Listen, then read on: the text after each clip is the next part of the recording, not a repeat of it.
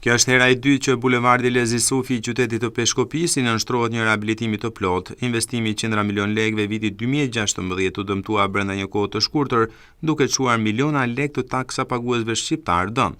Ndërkohë, vitin e kaluar, Fondi Shqiptar i Zhvillimit ka akorduar një tjetër fond për rehabilitimin e shtrim me plak të këtij bulevardi.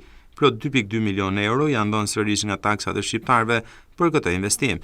Qytetarët e Peshkopis shpresojnë se ky investim të mos jetë si ai më parshmi që të mos shkojnë lekët dëm.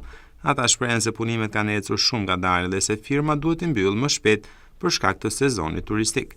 Këto bulevard një rregulluar, po të shi prapë se prapë presh, të shi të ndërtuar një.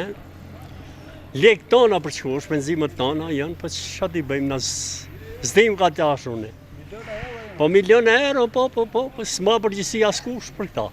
Po parë drejtësisë do të shkem, se kush oti i qohë parë drejtësisë nuk e dim, se parë drejtësisë do të shkem. Sunimi do e marrë vesh këtë punë. Sunimi do e marrë vesh këtë punë. Dhe shpenzohet shumë edhe të bëjnë puna. Por ndryshe, kotë. Llafet tjera janë të kota. Dhe më kush përgjithësi, ato kalojnë veterina, a kupton? Janë të vjetra, ato nuk duhen kur gjë. Të dikush do të baje përgjithësi, dëm të mamë që shka këto.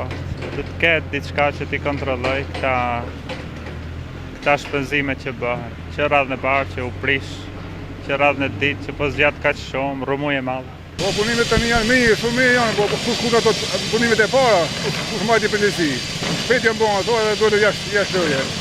Sipas të dhënave të tenderit për këtë objekt, kontrata është lidhur në korrik të vitit të kaluar dhe punimet duhet të mbyllen brenda muajit korrik të këtij viti.